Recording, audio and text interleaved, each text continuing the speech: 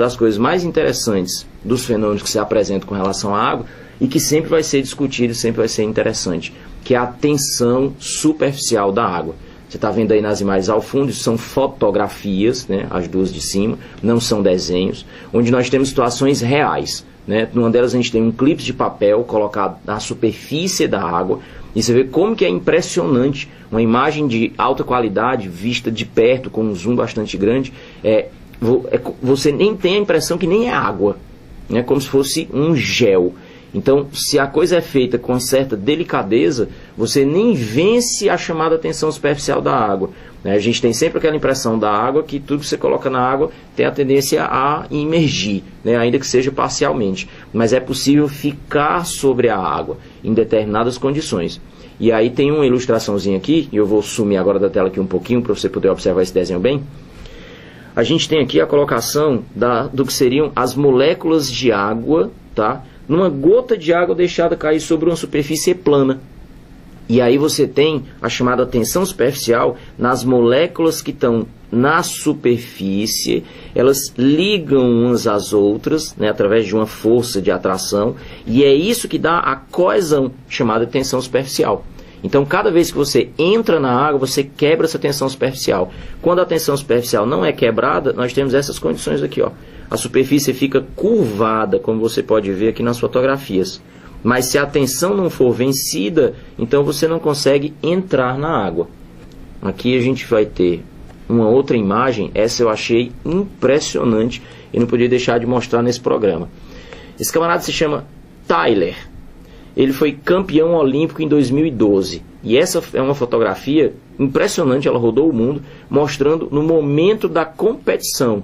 Tá? E você vê que dá a impressão que ele está coberto por um gel. Nesse caso, é a água. E aí a gente consegue entender isso aí como sendo a tensão superficial da água sendo rompida quando ele, na tentativa de sair da água. É óbvio que o atleta na hora não consegue perceber todas essas coisas. As emoções que ele tem são outras. Mas, com a capacidade que a gente tem hoje de capturar imagens, consegue-se coisas impressionantes como essa. E isso também tem a ver, como a gente estava falando, da tensão superficial da água. Então, se você analisa a fotografia com calma, a gente consegue ver essa camada de água recobrindo o atleta e esses reflexos aqui, ó, que demonstram exatamente ele coberto com a membrana de água, graças à tensão superficial. Coisa também que a gente foi capaz de ver no espaço. Recentemente, na estação espacial, nós tivemos um astronauta canadense, o Chris Hadfield, que virou uma estrela mundial, e graças a ele nós pudemos acompanhar o cotidiano das ações, né, de como se vive na estação espacial. Na estação espacial, que fica orbitando a Terra, você tem a sensação de falta de peso. É o que em física a gente chama de imponderabilidade. O que acontece é que tudo lá está caindo com a mesma aceleração. Então, se tudo cai com a mesma aceleração, a aceleração da gravidade, a gente tem a impressão que a gente está sem peso, né? Então, é uma impressão, né? A gente tem a aparência de estar na ausência da gravidade, de estar sem peso. Então, as coisas lá ficam flutuando. E o Chris Hadfield mostrou através de vídeos, então a gente estava aí sempre acompanhando, como as coisas acontecem na ausência da gravidade, ou seja, na imponderabilidade. E ele mostrou um vídeo que me chamou muita atenção e é muito pertinente com o tema da gente de hoje, que é o que acontece quando você espreme uma toalha encharcada no espaço. Acompanhe o vídeo.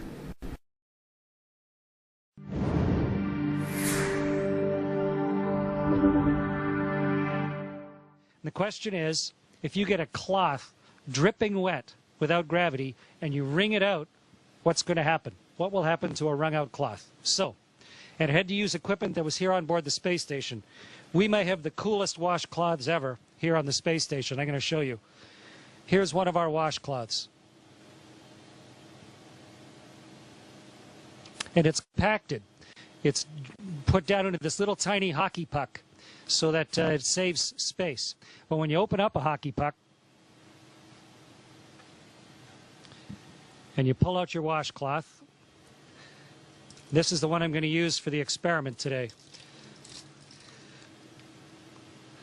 And so when you open up your hockey puck and turn it into a washcloth, it was compressed in a great big vise somewhere. Okay, so here's my washcloth, like a magic trick. And now I'm going to get this soaking wet, and then we're going to see what will happen when we wring it out.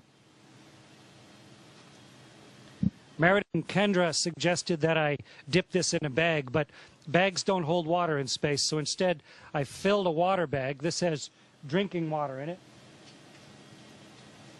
And I'm going to squirt a bunch of water into this washcloth.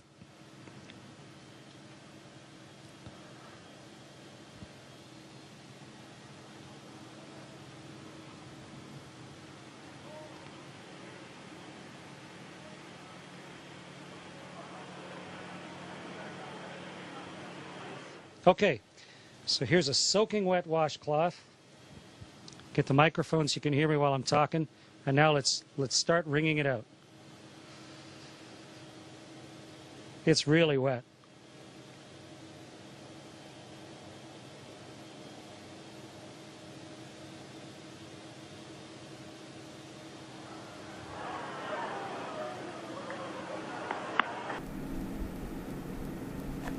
Acompanhou aí o vídeo? Um professor muito bom, esse Chris Hadfield, e deu a oportunidade da gente ver coisas que aqui na Terra não tem como condições da gente acompanhar. E aí que maravilha são as transmissões ao vivo, não é? E aí eu capturei exatamente o momento do vídeo aí final, quando você tem uma imagem semelhante ao que a gente tem naquela foto anterior do talha do campeão olímpico de natação. E tudo isso tem a ver com a tensão superficial da água. Agora, quando a gente fala da tensão superficial da água, como é que a gente faz para explicar isso daí? A tensão superficial da água tem a ver diretamente com o formato da molécula de água. Então, a molécula de água, o famoso H2O, onde você tem alguns segredinhos importantes. O fato de que, me acompanha aqui na tela, as ligações que existem, as ligações covalentes entre o átomo de oxigênio e os átomos de hidrogênio não formarem um ângulo de 180 graus. E isso é uma característica importante da molécula de água. É um ângulo menor do que 180 graus. Isso porque nós temos pares de elétrons não ligantes no oxigênio, de tal maneira que a gente acaba tendo uma parte mais positiva da molécula e uma parte mais negativa da molécula. E aí, como a gente sabe de eletricidade, os opostos se atraem. Um positivo atrai o negativo. É o básico de eletrostática. E quando a gente fala de o positivo atrai o negativo, em física, inevitavelmente a gente está falando da atração elétrica de Coulomb. E quando a gente fala da atração elétrica de Coulomb, tem uma coisa importante para a gente aproveitar o momento e falar aqui. Se você me acompanha nessa tela, nós temos aqui dois íons, Na+ e Cl-. Isso forma um composto, o conhecido NaCl, ou cloreto de sódio, ou sal, como nós estamos acostumados. O que acontece? O professor de química, isso é comum, todo mundo tem esse conhecimento, diz que se você pega o cloreto de sódio, o sal, está na sua mão, você sabe que ele é um pozinho, e aí você coloca ele dentro d'água, ocorre a chamada dissociação iônica, ou seja, os íons se dissociam, eles se separam. E aí como é que a gente explica isso? Eu disse anteriormente que se nós temos cargas e sinais opostos, elas se atraem, e que essa atração se dá através da lei de Coulomb. Vamos escrever aqui na tela para a gente relembrar a lei de Coulomb. A lei de Coulomb diz que a força de atração entre esses dois íons depende do meio que envolve os íons, depende do produto dos módulos das cargas desses dois íons e também depende do quadrado da distância entre eles. O que eu quero chamar a atenção é o fato de que a constante eletrostática ela não é universal. Essa constante ela depende do meio em que as cargas estão envolvidas. Para você que está acostumado a estudar eletricidade aí na escola, 99% das questões que a gente faz, as cargas estão imersas no ar ou no vácuo, onde a constante eletrostática é considerada praticamente a mesma. E de tanto fazer questão na sala de aula, você acaba decorando o valor. 9 vezes 10 elevado à nona, em unidades do sistema internacional. O que acontece? Se você pega a constante eletrostática da água, a constante eletrostática da água ela é 81 vezes menor do que a constante eletrostática do ar ou do vácuo. O que acontece? Na hora que você coloca o NaCl dentro d'água, você está enfraquecendo a força elétrica de atração entre os íons, porque você está reduzindo 80 vezes a constante eletrostática. Não há modificações nos valores das cargas e nem na distância. Além disso, como nós dissemos anteriormente, o fato de ter um lado mais positivo e um lado mais negativo na molécula de água faz com que as moléculas de água ataquem esses íons, Na+Cl-, e que provoque a separação deles. Acaba acontecendo, então, o que o professor de Química chama de dissociação iônica. E isso tem a ver com a constante eletrostática do meio, que é uma característica da água. Além disso, quando a gente fala, então, da forma de coesão das moléculas de água, que garante coisas como essa que a gente falou, da dissociação e da tensão superficial, a tensão superficial é uma coisa que sempre desperta a imaginação das pessoas e acaba rolando uma discussão sobre a história de caminhar sobre as águas, correr sobre as águas, até porque, como a gente sabe, é uma coisa que vem arraigada na nossa cultura, que já vem lá da religião. Então, pensando nisso, eu queria que você acompanhasse isso que eu vou te mostrar agora, que não é ilusão, já vou logo antecipar, é real e acontece na natureza abertamente, falando sobre a história de caminhar sobre as águas, ok? Olhe na tela. With the pond in the way, most lizards wouldn't stand a chance. But this is no ordinary lizard. For years, cinematographers tried to capture its steps with varying success. Witnessed at normal speeds, their fleet-footed water dance leaves nothing but questions in its wake.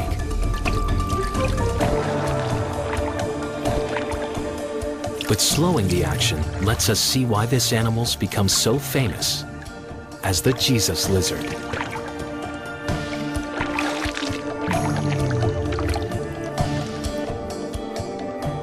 It starts with the unique biomechanics within the lizard's legs and feet. Every time it slaps its wide-webbed foot on the water, it turns something that's fluid into firm footing. When their foot plunges down, it creates a pocket of air and force for support that keeps the lizard from sinking. And there's another trick at work here. Isso é uma das coisas mais impressionantes que eu já vi na natureza. A gente sempre se surpreende quando acompanha a física às margens dos processos. Isso aí que você viu, isso não é fantasia, isso é real. Como eu te falei, isso acontece na natureza, tá lá. Esse lagarto, que é o basilisco, você pode, segundo diz, ele pode ser encontrado em Honduras, está aí na tela, né? Nicarágua, Panamá, Costa Rica, eu já li de ocorrência dele no México e até na Amazônia. O que acontece? Ele consegue de fato caminhar sobre as águas. Claro, depende de um monte de física para isso. Primeiro, ele é leve. Segundo, ele é rápido. Terceiro, ele faz uma jogada sensacional. Mais uma vez eu vou ter que citar meus filhos. Eles estavam vendo fazer a pesquisa desse programa e a minha filha perguntou como é que ele era capaz de fazer isso. Daí eu olhei para ela e falei, você já brincou de bafo? Isso não é brincadeira de menina, é brincadeira de menino. E ela disse, não, pai. E o moleque estava do lado e disse, eu já brinquei. E aí foi logo mostrando como é que se faz aquele truque com a mão para conseguir virar as figurinhas. É como se fosse um desentupidor de pia. Você se utiliza da diferença de pressão para conseguir virar as figurinhas. Então, o que é que esse lagarto faz? Esse lagarto faz exatamente isso. Depois de um longo tempo de pesquisa, e aí como o próprio vídeo cita, pesquisa de biomecânica, necessidade de vídeos de alta velocidade de reprodução para que a gente conseguisse ver como é que ele faz um movimento com as patas que cria uma espécie de bolha de ar cada vez que ele toca na água. E o ar, sendo menos denso que a água, tende a flutuar. Isso cria um empuxo que serve como uma força de sustentação. Agora, claro, nós estamos falando de uma bolha de ar, então ela não dura muito tempo. Por isso que ele precisa ser rápido. E aí eu tinha falado anteriormente que essa coisa de caminhar sobre as águas é uma coisa simbólica para a gente, porque é uma coisa que está lá na nossa cultura. O próprio nome do lagarto, você está vendo aí na tela, no finalzinho aqui da informação, esse lagarto é conhecido como lagarto Jesus, em referência à história bíblica que fala de Jesus caminhar sobre as águas. Essa história de Jesus caminhar sobre as águas, que já foi tema de um comercial, que inclusive à época, não sei se vocês acompanharam isso, se alguém tem memória para isso, deu alguma confusão com as pessoas que acharam que era uma ironia extrema. Vamos lembrar. Pô, galera, já deu, né? Acho que não vai rolar nada hoje, não. Vou pra casa. Jesus, por Deus, como você faz isso? Faz o quê? Está andando sobre as águas. Calma, Pedro. Ele só tomou um Red Bull. Red Bull te dá asas. Nada disso, não é Red Bull, não. Seria, então, mais um milagre? E qual é? Milagre nada. Você só tem que ficar esperto onde tem pedra. Jesus.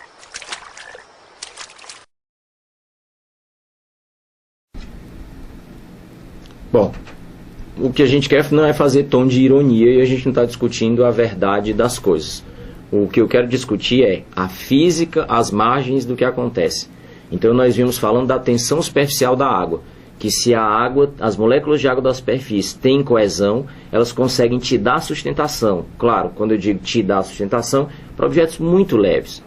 A própria simbologia da história de Jesus caminhar sobre as águas, eu falava da força da fé, é necessário que haja alguma força que me dê sustentação para conseguir caminhar sobre as águas. É o que a gente vê de fato no que acontece na história do basilisco, que ele de fato consegue caminhar sobre as águas. Então estou te mostrando aí na tela, são print screens, né, de uma câmera que fez a filmagem em altíssima velocidade de reprodução, e aí a gente tem uma ilustração embaixo mostrando exatamente essa capacidade que ele tem de criar essa força. Ele é leve, mas não suficiente para se manter pela tensão superficial da água. Então ele vence a tensão superficial da água. Então ele precisa de uma força suplementar. Então, se ele não vai conseguir fazer isso como Jesus fazia, como está relatado na Bíblia, então ele tem que utilizar uma físicazinha. E aí o que ele utiliza? Ele utiliza a densidade do ar, que é menor do que a da água, que vai dar para ele essa força de empuxo, que vai dar para ele sustentação.